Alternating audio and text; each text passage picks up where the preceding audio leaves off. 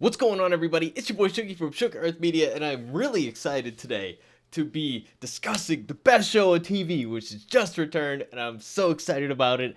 I just watched the first episode of Season 6 of Better Call Saul, that's right, Breaking Bad, the final season, potentially, of the Breaking Bad universe ever, and I am just beyond excited.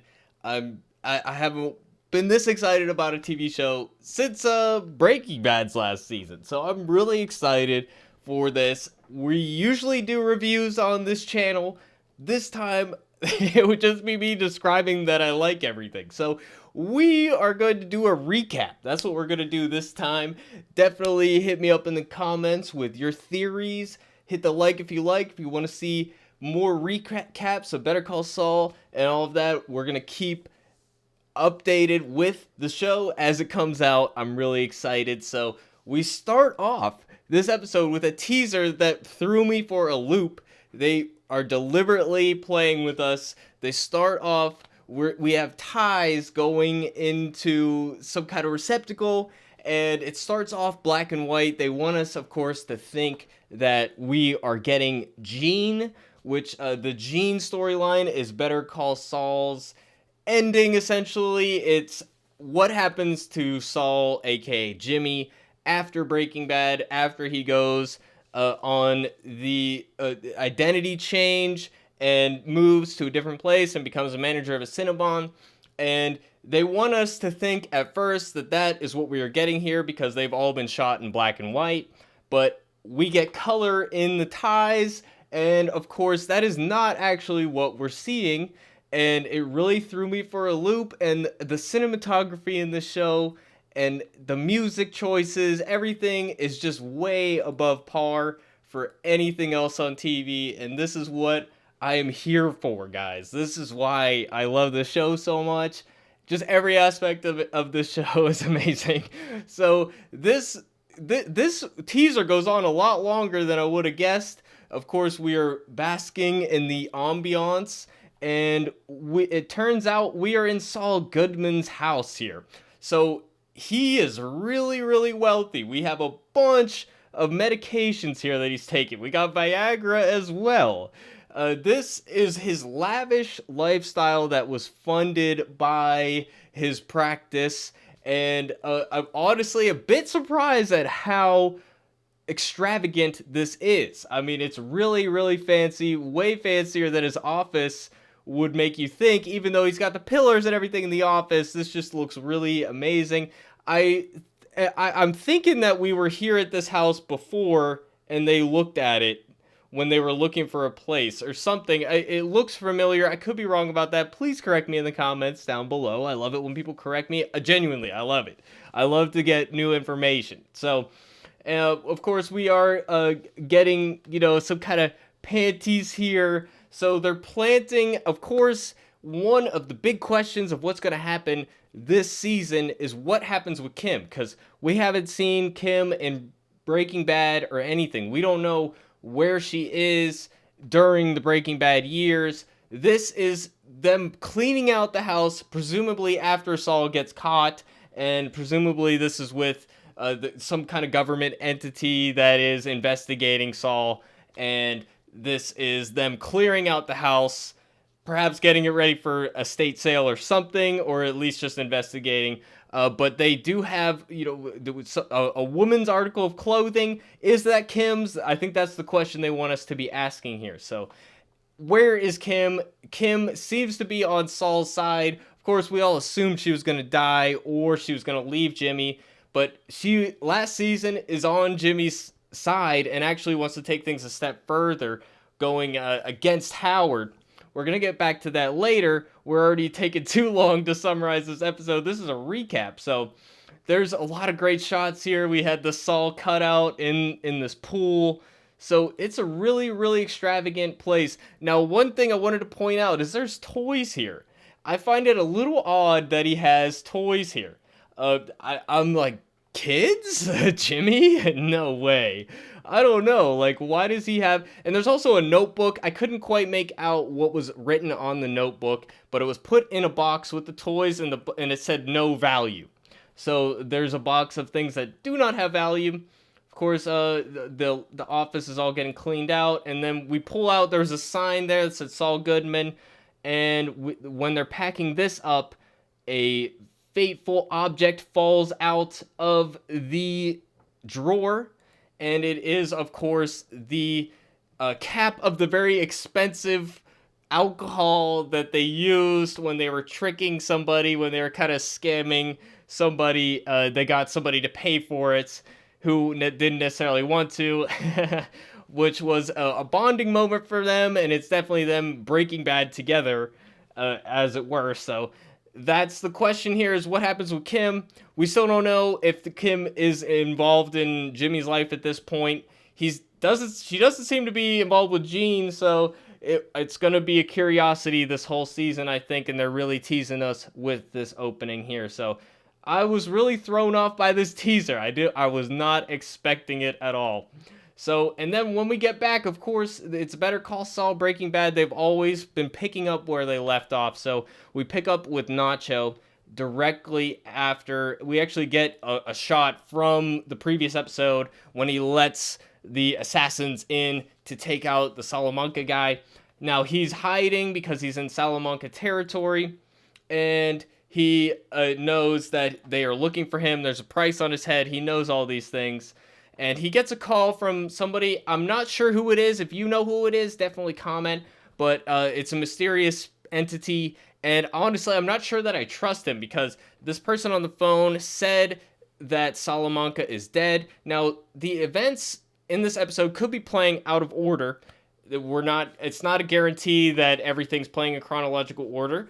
So it could be that the fake body, we'll get back to it later, but the Salamanca, he fakes his death and has a fake body at the house so that people think he's dead. However, this is before that it's played in the episode before Salamanca actually kills the guy and puts him in the house. So this guy may or may not be on the Salamanca side. He might be playing Nacho a little bit. I'm not sure that I trust this person on the other side of the phone. However, if he was working for the Salamancas, you would think that that they would just kill him right now. So they set him up with a place to stay.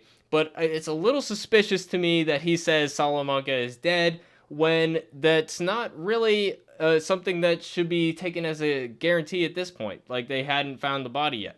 Okay, so then we got this scene of Salamanca, Lalo. He enters this house. He is known to these people. He gave them access to a dentist. He gave them a goat. This scene portrays how powerful he is in this area, how much control he has, and that he tries to do right by people, and in a way kind of gain ownership of them by doing them a bunch of favors. And that seems to be the Salamanca way. And I love this scene and the tension in it. He takes apart a pair of scissors. You're like, how is he going to use that? And this dialogue on the screen right here: keep the mustache and the soul patch. It looks good. It was a bearded guy who was going to go shave. He tells him to keep the mustache and the soul patch because that is the facial hair that he has. And he murders this guy, not on screen, but he murders this guy, in case you missed it. He murders this guy and puts that body in the house so that people think that Lalo is dead. He wants even his own family to know that he's dead. So it's absolutely brilliant. I was not expecting that at all, but it makes perfect sense. And I feel bad for this lady. And it's an innocent family. I don't think that they obviously don't deserve it. And I don't even know that Lalo thinks that they deserve it. He just needs a body. That's what he needs. So, and then we get, of course, picking right where we left off again. This is the night after the last scene of, I believe it was the last scene of last season, where Kim reveals that she wants to go after Howard. And that is kind of what's hanging over a lot of this episode. And, we're establishing their relationship at this point, and they end up, she needs money for the cab, and they end up taking the money that Saul had left over from his trip to the desert. So I like that they have to dip into this money. And then, of course, Kim as of last season, she knows that Jimmy didn't tell her the full story about what happened in the desert, and they had this deal about that they wouldn't keep things from each other anymore. And there's, I think, this tension going on. She knows that there's more to the story. I think he knows that she knows there's more to the story, but they're not talking about it. And she finds the thing with the coffee cup that she gave him with the bullet hole in it, and she knows that that's a symbol of this big kind of secret and the fact that there's danger in their lives and all of that. And they use the opportunity here to throw it in the trash. She wants to get rid of it. She wants to distance herself from that. She wants to forget about it. So I think that that's a very telling gesture. I think it has a lot to say. Then we get a really great close-up here. Again, the cinematography, amazing. I don't know if this is a real ant or how they did this shot, but it's very impressive to do something like this on a TV budget. But then we got, of course, the twins here. Classic Breaking Bad scenes. They shoot them in the exact same way they shot them before, looking at their shadows. And you can tell when they step in, they go into the Salamanca house, and you can tell by the way that the police don't react to them. And in fact, they leave the area when these guys show up. This is demonstrating how much power the Salamancas have in this area, that even the police are on their side. And they pretty much, whereas anybody else who walked on this crime scene would be told to leave, they get free reign to do whatever they want, and it's completely unquestioned. Again, building up how intimidating these guys are. I'm so glad these guys are on the show. So, but I'm surprised that even these guys are not told the truth that Lalo is still alive. So Lalo really wants to keep that on the down low, and he only tells one person at the end. And we get, of course, Gus here, and I'm glad to see Gus in this season. I feel like he's going to be more of a mainstay, and this whole season is going to be all the plot lines merging together into one big story, and I absolutely love it. So he's getting informed of what happened, and of course he is not above suspicion according to the Salamanca family, and of course that makes sense because it was him after all. We know that, they don't know that. It's some dramatic irony going on. Now, I think we got some green screen stuff going on here, and this is a set. It's very faithfully recreated set from the Breaking Bad days. It looks exactly how it used to, and we get this guy whose name I forget right now, but he was in Breaking Bad, and we get, of course, Mike. There was a nice shot outside this door here. I believe it was on a green screen. You get to see the environment, but I think this is the set on a sound stage. So, but it looked good. I'm just pointing out for people who don't know filmmaking stuff. Pretty sure this is a set. Pretty sure that was a green screen, but it looks great. So, and then this scene picks up the tension right where we left off between Mike and Gus. Mike, of course, wants to do right by Nacho. He feels for Nacho. He wants to give him an out. He wants to let him out of the life. He wants to help him out. He says he's done everything we've asked him to. He deserves a getaway. He deserves our help because he was our guy on the inside. He did what we asked him to do. And of course, Gus points out that he didn't have a choice. We threatened his family. It was, of course, there was no option there, so he doesn't deserve any loyalty. But Mike says loyalty is a two-way street. It doesn't give us anything new. It just kind of reiterates and rehashes what we've seen before, but I think it's a great scene because it catches us back up to speed, and I just love Mike and Gus on the screen together. It's always cinema magic. You gotta love it. So, and then we get them pulling up to the courthouse. Jimmy sees people around the corner. He recognizes. He gets very tense all of a sudden, and we wonder what it is. And it's the whole reason why he came here to the courthouse today. I don't believe he might have had other cases, but it really doesn't seem like that. At least we don't get to see anything else that he's doing. He's only here for this interaction. It's making him very nervous. He doesn't like it. And the fact that this makes him nervous at this point just goes to show his transformation is not complete yet. Because I think by Breaking Bad times, this kind of interaction is just like an everyday thing for him. but at this point, he's still nervous. He's still worried. Of course, it is the prosecutors who were going after Lalo, and they're pointing out that, hey, the case, we know it's BS. We know the family doesn't exist. We know that that's not the guy that you said he was, and we think you're in on it. And Jimmy Saul makes a huge mistake here. He lets slip the guy's real name. He says Lalo. It's Freudian slip. I think it's going to be just a domino that is pushed, and it's going to lead to things down the line. I don't think that this is going to be the end of these two's interactions with Jimmy. I think that this is going to lead to things down the line. And it's interesting that Jimmy lost his cool in this moment, again, showing the transformation is not complete yet. So another amazing scene. Absolutely, the tension is real here. And then after this, he kind of sits in the courtroom and just cools off, cut to commercial, and then we get back here. I love that this dining room here is called El Camino. Of course, a shout out to the film that they did with Jesse, the sequel to Breaking Bad, the movie that we got on Netflix. Of course, El Camino, also the name of the car that Jesse was driving at the end of Breaking Bad. And I just love that little, maybe it's a real place, but I like that that we have that little shout out there. There's no way that that's not what they're referring to. And we get this nice little scene with Jimmy and Kim, and they're talking about their plans for Howard. Jimmy seems a little hesitant to go along with it. I don't think he's comfortable with how Kim is becoming like him. I don't think he likes that she's not pushing back on him, and he goes along with the plan, albeit hesitantly.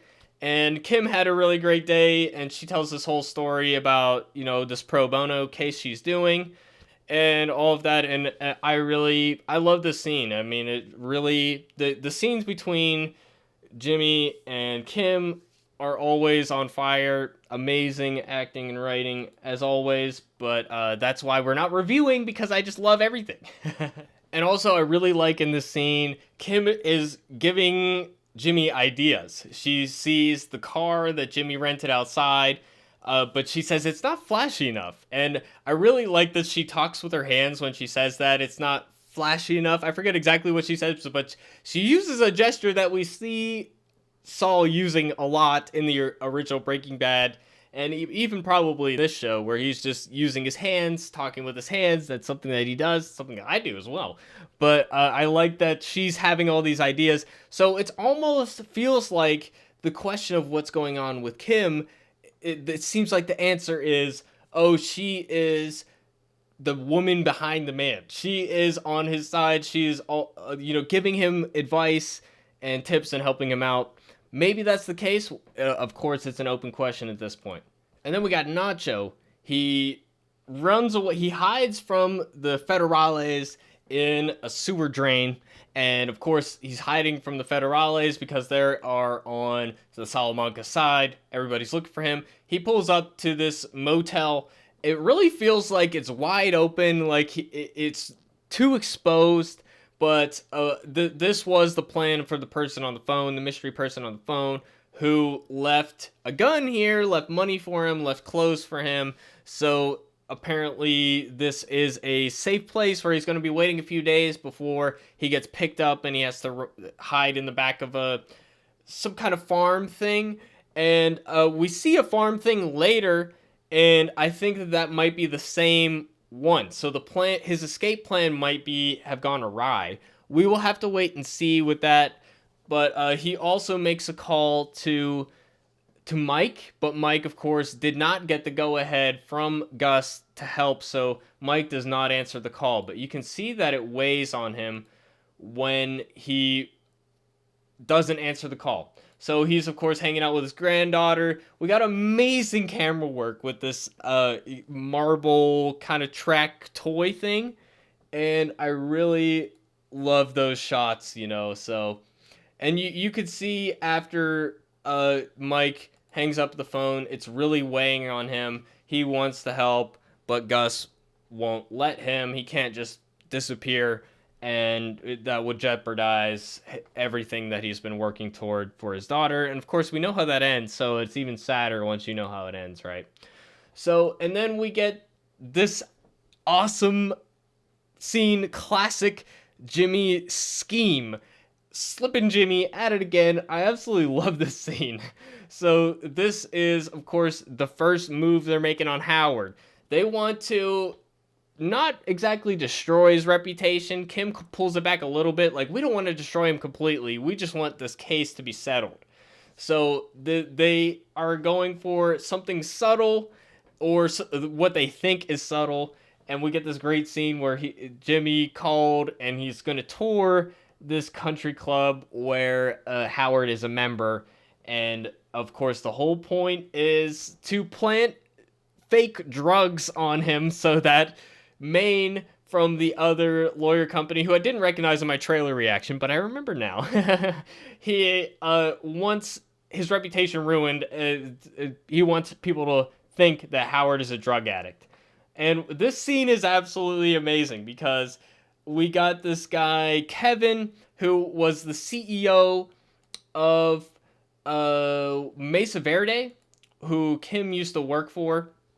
This guy right here, if you don't remember who he is, he was the CEO of Mesa Verde, the bank that Kim represented, and she ended up quitting. Of course, there was that whole scandal with that Jimmy basically screwed him. So there's beef between them, and he's almost spoils the plan. He's not going to let Jimmy become a part of this country club, and as soon as he talks to the guy that is giving Jimmy the tour, that's the end of that. And Jimmy has to fall back on, he thinks on his feet really quick, and he decides to go with Goodman, meaning he picked the name Goodman so that it sounds Jewish for the homeboys. That's a quote from Breaking Bad. And he uses that name to say that, oh, you're being anti-Semitic and that's why you're kicking me out. And he makes a big show. And then Kevin gets really mad and he's gonna charge him. And Jimmy's like ready. He's like, come and hit me. That's perfect. Actually, that helps my plan so much if you hit me right now. So I absolutely love this scene. I was like, my man, back in action. Jimmy killing it right now. I absolutely love this trickery here. And of course, he ends up going to the bathroom. And there's an attendant here. He has to flood the bathroom to get the attendant to deal with it so that he can try to sneak over to Howard's locker. And of course, they're headed back just to give a little jeopardy to the plan. And they're headed back, and he plants. I don't know exactly where the fake drugs ended up. If he shoved them into like this, between the two lockers and it fell out that way, or where exactly he hid it, because of course I doubt that he knows the code. So yeah, I really like this dynamic here.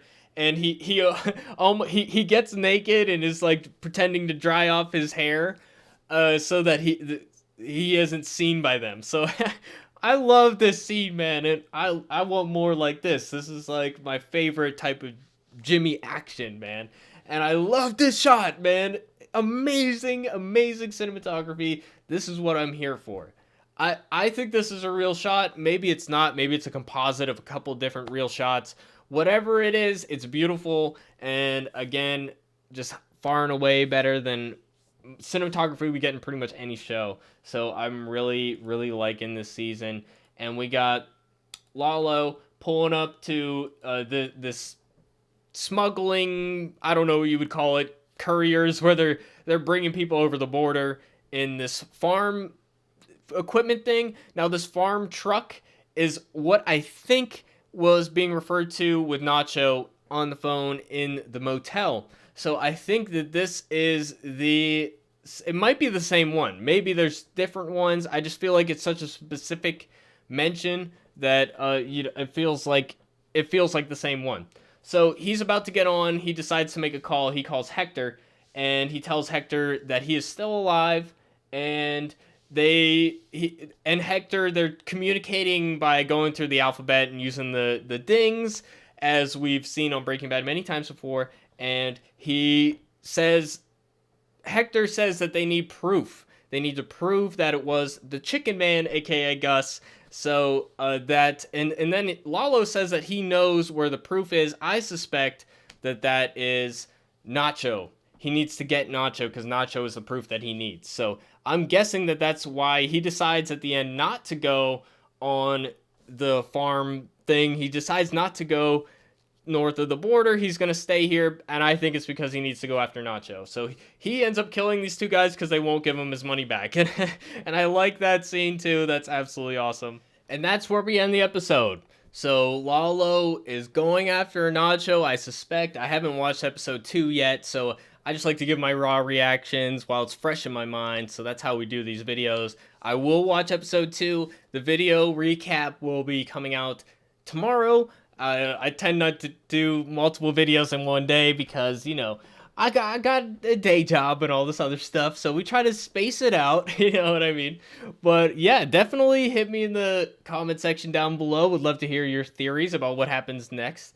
And I hope to see you guys in the next video. Definitely sub if you want to see more Better Call Saul content. I cannot wait for the show. It's the best show on TV. Let me know what you guys think in the comment section down below. And just a side note, if you are watching this on AMC Plus or you are interested in watching this on AMC Plus, just be aware that there is a limited time window in which you will be able to watch it. You are only able to watch it for less than a month. May 15th, this first episode goes off of the service. So if you have AMC Plus, better get to it sooner rather than later. I didn't know that actually, and none of the rest of the seasons are on AMC Plus. So if you're not caught up, you'll have to get it on Netflix or some other way. You can't watch the rest of the seasons on AMC Plus, which is a bit of a surprise, but not too surprising because the same thing is true for Fear the Walking Dead, which is even weirder because that's an AMC